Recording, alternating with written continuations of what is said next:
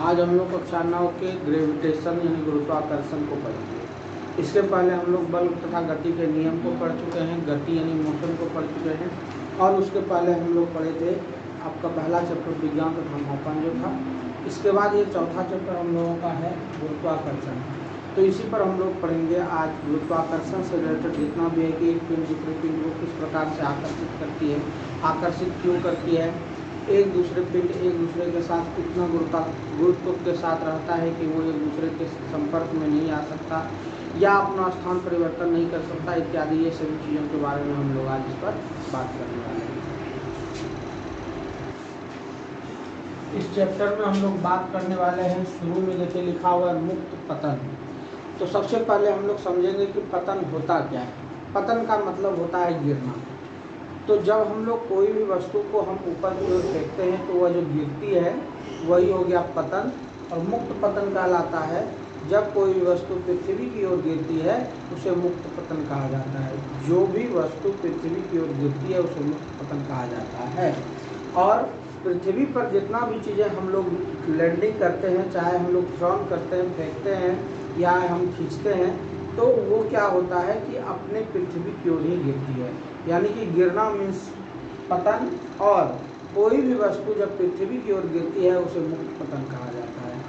दूसरा आप क्या यहाँ पर है गुरुत्वाकर्षण बल। तो बल पहले आप लोगों को पता था कि बल एक ऐसा प्रकार का खिंचाव या धक्का है जो किसी वस्तु पर लगकर उसकी अवस्था में परिवर्तन करे या परिवर्तन करने की चेष्टा करे। ये हम लोग बल में सीखे थे कि बल वह भौतिक कारक है जो किसी वस्तुओं पर लग करके उसकी अवस्था और आकृति में परिवर्तन करे। ये हम लोग पीछे वाले क्लास में पढ़ चुके हैं। तो गुरुत्वाकर्षण अब इसमें कहाँ से आ जाता है उसको समझिए। गुरुत्वाकर्षण बल का कहना है कि कोई भी एक पिंड दूसरे पिंड को अपनी ओर आकर्षित करती है, यही गुरुत्वाकर्षण बल कहलाता है। फिर से एक बार सुनेंगे। कोई भी दो पिंड एक दूसरे को अपनी ओर आकर्षित करती है, आकर्षित करने की इस क्रिया को गुरुत्वाकर्षण बल कहा जाता है। गुरुत्वाकर्षण बल एक दूसरे के संपर्क में रह करके नहीं, दूरी क्रिया बल के द्वारा संपन्न होता है। दूरी क्रिया बल क्या होता है आप लोगों को पता है। अभिलंब बल क्या होता है पता है आपको। स्पर्श बल क्या होता है पता है। घर्षण बल क्या है वो भी पता है। इसके पहले हम लोग बल पर चर्चा कर चुके थे, बल तथा गति के नियम। यहाँ पर हम लोग बात कर रहे हैं गुरुत्वाकर्षण बल। जब कोई दो पिंड एक दूसरे को अपनी ओर आकर्षित एवं विकर्षित करती है या फिर अपने गुरुत्व बल से एक दूसरे में समान दूरी बनाए रखती है, इस बल को गुरुत्वाकर्षण बल कहते हैं। फिर से समझिएगा, मैंने जितना बात कहा उसको समझना है। मान लो कि कोई ये ए पिंड है और ये बी पिंड है, या तो यही होगा कि ए बी को आकर्षित कर लेगा या इस दोनों में विकर्षण ऐसा होगा कि उसकी दूरी समान बनी रहेगी। एक बार फिर से हम लोग समझ लेते हैं क्या है। जैसे आपको पता है पृथ्वी से सूर्य की दूरी आज यदि जितना है तो आज से 100 वर्ष पहले भी उतना ही था और आने वाले 100 वर्ष बाद भी उतना ही रहेगी। Means earth is a particle. आपका पृथ्वी भी एक वस्तु हो गया, सूर्य भी एक वस्तु हो गया। दोनों जब एक दूसरे के संपर्क में है, ए पिंड और बी पिंड, तो दोनों आज से बहुत दिन पहले जितनी दूरी बनाए रखी थी आज भी उतनी दूरी बनाए रखी है और आने वाले समय बनाए रखेगी। मीन्स यही गुरुत्वाकर्षण बल के कारण संभव होता है। सबसे पहले गुरुत्वाकर्षण बल को और समझ लेते हैं। किसी पृथ्वी पर बच्चा ढेले को ऊपर फेंकता है तो कुछ समय तक वो ऊपर जाता है, जब तक उस वस्तु में, उस ढेले में बल लगाया रहता है तो वो ऊपर की ओर जाती है। लेकिन जब उसका बल एक समय शून्य हो जाता है तो वह अपने आप पृथ्वी की ओर गिर जाता है। तो गुरुत्वाकर्षण बल का ये उदाहरण हो गया। एक बार फिर से हम लोग इसे डिफाइन कर लेंगे। जब कोई दो पिंड एक दूसरे पिंड को अपनी ओर आकर्षित करता है या फिर अपने विकर्षण से उन दोनों पिंडों के बीच समान दूरी बनाए रखती है, इसे हम लोग गुरुत्वाकर्षण बल कहते हैं।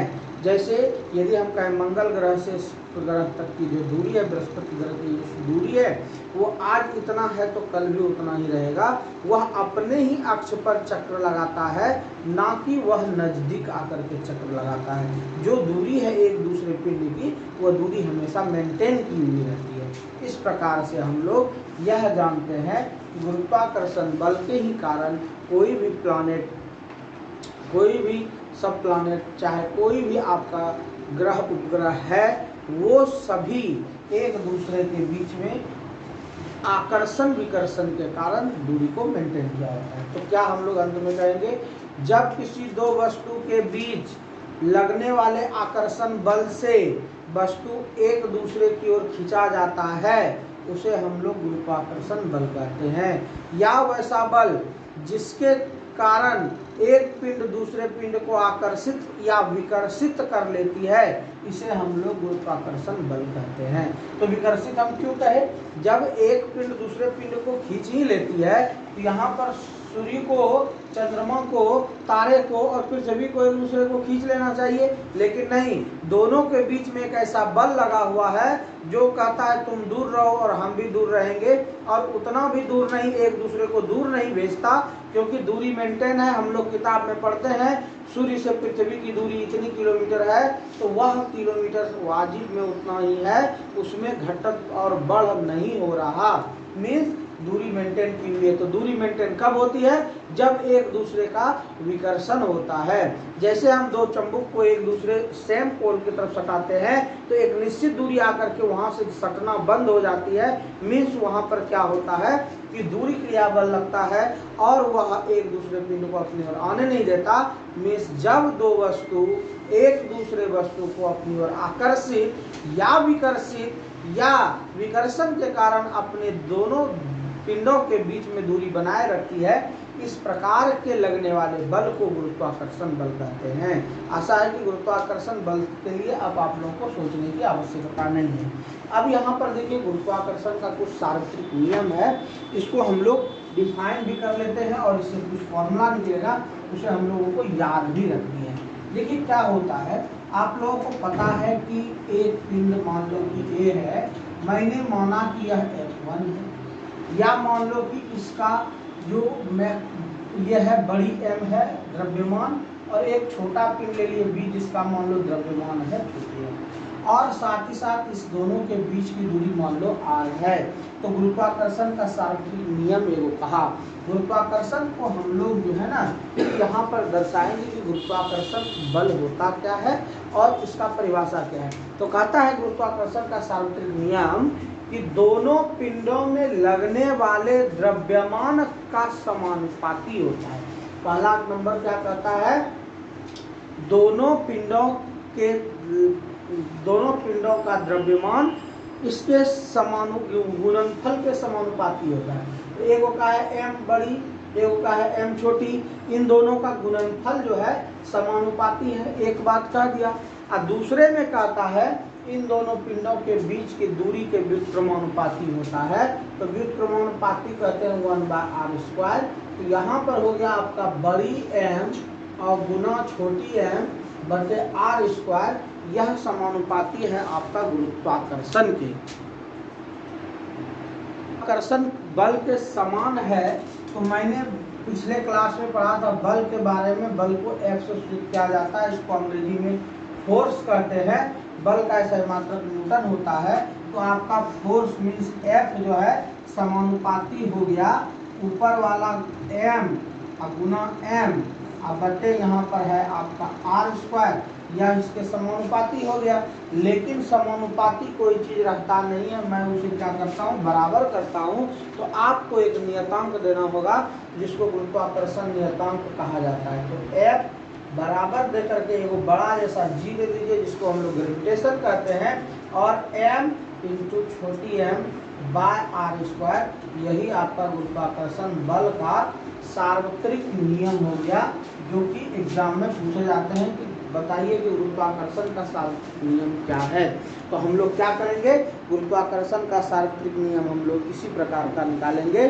गुरुत्वाकर्षण का सार्वत्रिक नियम कि जब कोई दो पिंड का द्रव्यमान क्रमशः बड़ी एम एवं छोटी एम हो तो उसके गुणनफल के समानुपाती होता है और दोनों पिंड के बीच की दूरी यदि r हो तो उसकी दूरी के वर्ग के व्युत्क्रमानुपाती होता है। ये इसका कथन है। कहता है गुरुत्वाकर्षण बल का सार्वत्रिक नियम क्या है, तो बोलेंगे कि दिए गए दो पिंडों का द्रव्यमान का गुणनफल का समानुपाती एवं दूरी के वर्ग का व्युत्क्रमानुपाती होता है। तो दोनों चीजों को मैंने लिख दिया और लिखने के बाद उसे समानुपाती कर दिया। असमानुपाती नहीं रहता क्योंकि हम लोग अभी पिछले क्लास में पढ़े थे V समानुपाती I, लेकिन एक चीज यहाँ पर V बराबर I R आया था जो R रेसिस्टेंस मीन्स प्रतिरोध था। ठीक उसी तरह से बल बराबर गुरुत्वाकर्षण नियतांक गुना पहले वस्तु का द्रव्यमान गुना दूसरे वस्तु का द्रव्यमान बटे दोनों वस्तु के बीच की दूरी का स्क्वायर। ये इसका फॉर्मूला हो गया। इससे हम लोग सवाल भी बनाएंगे कि F बराबर G इंटू बड़ी M इंटू छोटी m बाय R स्क्वायर। ये हो गया आपका गुरुत्वाकर्षण। चलिए अब हम लोग आगे बढ़ते हैं। अब देखिए गुरुत्वीय बल क्या होता है। अभी हम लोगों ने पढ़ा गुरुत्वाकर्षण बल, लेकिन अब कह रहा है कि गुरुत्वीय बल। तो गुरुत्वीय बल में आप लोगों को एक चीज ध्यान में रखना है, गुरुत्व बल, कि इसमें एक पिंड जो है ना वह पृथ्वी है। बस परिभाषा क्लियर हो गया। यदि किसी दो पिंड में एक पिंड पृथ्वी हो और कोई दूसरा पिंड हो तो उस दोनों वस्तु के बीच लगने वाला आकर्षण एवं विकर्षण बल को हम लोग कहेंगे गुरुत्व बल। या फिर यदि किसी दो पिंडों में एक दूसरे का खिंचाव या धक्का हो और उसमें से एक पिंड पृथ्वी हो तो वह हमारा गुरुत्व बल कहलाता है, गुरुत्वाकर्षण नहीं। गुरुत्वाकर्षण कोई दो वस्तु के बीच ले ले। मीन्स मान लिया जाए फॉर एग्जाम्पल ए को मैंने माना पृथ्वी, बी को माना मैंने सूर्य, सी को माना मैंने चंद्रमा। अब यहाँ पर देखिए आपको क्या क्या नजर आ गया, तीन पिंड। अब इन तीन पिंडों में यदि कह दें कि सूर्य और चंद्रमा है तो सूर्य हो गया और चंद्रमा हो गया, तो यहाँ पर आपको क्या नजर आएगा कि इसमें पृथ्वी नहीं है, तो ये कहलाएगा गुरुत्वाकर्षण बल। ये कहलाएगा गुरुत्वाकर्षण बल। यदि मैं कहा कि नहीं ए बी है तो ए में पृथ्वी या बी में सूर्य, तो ये हो जाएगा गुरुत्व बल। लेकिन अब यहाँ पर बात कर लेते हैं गुरुत्व बल है तो ये गुरुत्वाकर्षण भी होगा। इसलिए गुरुत्वाकर्षण होगा कि गुरुत्व बल यानी कि दो वस्तु है, क्लियर है, उसके बीच में बल रहेगा तो वह गुरुत्व बल होगा क्योंकि एक वस्तु क्या है पृथ्वी। लेकिन यदि दो ठो पिंड है तो गुरुत्वाकर्षण, लेकिन ये केवल और केवल गुरुत्वाकर्षण होगा क्योंकि इसमें एक पिंड पृथ्वी नहीं है। तो कहने का मतलब हुआ कि यदि किसी दो पिंडों में से एक पिंड पृथ्वी हो और एक अदर कोई दूसरा पिंड हो तो वहां पर लगने वाले आकर्षण एवं विकर्षण बल या गुरुत्वाकर्षण बल को गुरुत्व बल कहते हैं एक पृथ्वी होने पर। और यदि कोई दो पिंड कोई भी ले ले, चाहे सूर्य चंद्रमा ले लो, चंद्रमा तारा ले लो, मंगल शुक्र ले लो, मंगल शनि ले लो, मंगल बृहस्पति ले लो, मीन्स पृथ्वी उसमें नहीं आनी चाहिए, तब वह गुरुत्वाकर्षण बल कहलाएगा। और पृथ्वी भी आ भी गई तो उसका दो नाम हो जाएगा, गुरुत्वाकर्षण बल तो ऑलरेडी है और यदि पृथ्वी शामिल हुआ तो गुरुत्व बल भी कहलाता है। आइए अब हम लोग बात कर लेते हैं बड़ी जी और छोटी जी में संबंध। चलिए ध्यान से देखिए, ये बार बार एग्जाम में पूछे जाते हैं, चाहे ऑब्जेक्टिव हो या 2 नंबर का हो या 5 नंबर का हो। तो आप लोग देखिए यहाँ पर एक चीजें लिखी हुई है बड़ी जी। तो अभी आप लोगों को मैंने बताया इसका नाम है गुरुत्वाकर्षण नियतांक। अभी हम लोग सिद्ध किए थे और इसमें हम लोगों को पूरा फॉर्मूला होता है F बराबर बड़ी जी बड़ी M छोटी m बटे R स्क्वायर। ये होता है, अभी हम लोगों ने फॉर्मूला निकाला था। इसके बाद हम लोग बात कर लेते हैं छोटी जी कहाँ से आया। आप लोगों को पता है न्यूटन के गति के दूसरे नियम से कि बल बराबर होता है द्रव्यमान गुना त्वरण। द्रव्यमान गुना त्वरण ये हम लोगों बल का क्षेत्रफल का सूत्र में हम लोग या बल में पढ़े थे, बल एवं गति के नियम में। तो अब यही दोनों पर हम लोग चर्चा कर लेंगे। तो पहले लिखेंगे कि चूंकि हम जानते हैं कि F बराबर G इंटू बड़ी M गुना छोटी m by R square, equation first. और सेकेंड होता है बल बराबर द्रव्यमान गुना गुरुत्व त्वरण या त्वरण, त्वरण भी कर सकते हैं डायरेक्ट। तो गुरुत्व त्वरण लगता है इसीलिए वहां पर g है, नहीं तो त्वरण को हम लोग a कहते हैं। अब बल को कहते हैं F, द्रव्यमान को कहते हैं m और गुरुत्व त्वरण को कहते हैं g। ये हो गया समीकरण सेकेंड। अब जब सेकेंड हो गया तो अब दोनों को क्या करिए, दोनों को 1 एवं 2 से, 1 एवं 2 से क्या नजर आ रहा है देखिए, तो LHS दोनों का सेम है, कहेंगे LHS सेम, और जब LHS सेम तो RHS सेम होगा। RHS में हो गया G बड़ी M गुना छोटी m बाय आर स्क्वायर बराबर आपको यहाँ पर है mg। अब देखिए m कट गया, छोटी छोटी है, अब आपको कुछ नहीं कटने वाला, आर स्क्वायर को उधर लेते जाइए तो हो गया gm बराबर क्या हो जाएगा, छोटी g आर स्क्वायर। यही आपका गुरुत्वाकर्षण में छोटी g और बड़ी g में अंतर है। तो पूछेगा एग्जाम में कि बड़ी g क्या है, तो बोलना गुरुत्वाकर्षण नियतांक, और छोटी g कहेगा तो बोलना गुरुत्व त्वरण, गुरुत्व त्वरण। यही छोटी g और बड़ी g में अंतर। प्रश्न लिखा हुआ है ना, बड़ी g एवं छोटी g में संबंध स्थापित करें तो हो जाएगा बड़ी g इंटू बड़ी m बराबर छोटी g इंटू आर का स्क्वायर, जहाँ r दोनों वस्तु के बीच की दूरी, छोटी g गुरुत्व त्वरण, बड़ी g गुरुत्वाकर्षण नियतांक और बड़ी m पहले वाले वस्तु का द्रव्यमान। ये आपका सब कुछ निकल गया। चलिए अब हम लोग बात करते हैं आगे पास्कल का नियम पे। देखिए यहाँ पर पास्कल का जो नियम है वो क्या कहता है वो समझिए। देखिए मान लो कि कोई द्रव्य है और वह बंद द्रव्य है, मान लो कि इसको कोई चीज से हम लोग ढक दिए, तो इसके किसी भी हिस्से पर लगाया गया बल इसके सभी दिशाओं में समान बल लगता है। यही इसका कारण है क्या, कि किसी बंद द्रव्य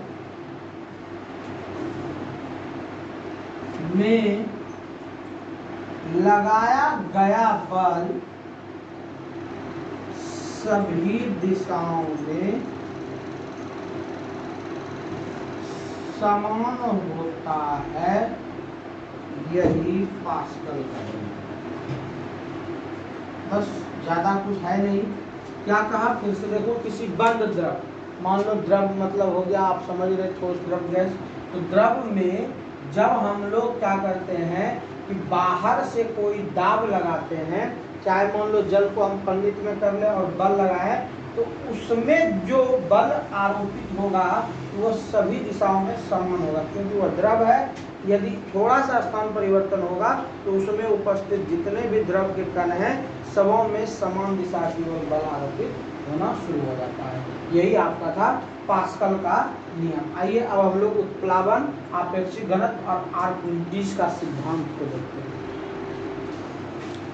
तो देखिए यहाँ पर है आर्किमिडीज का सिद्धांत। इसको हम लोग क्या कहते हैं कि जब किसी द्रव एवं गैस की अवस्था में या किसी द्रव या गैस में किसी वस्तु को पूर्णतः या अंशतः, पूर्णतः मतलब होता है पूरा पूरा, अंशतः मतलब थोड़ा सा, डुबाया जाता है तो एक आभासी बल उस पर कार्य करता है।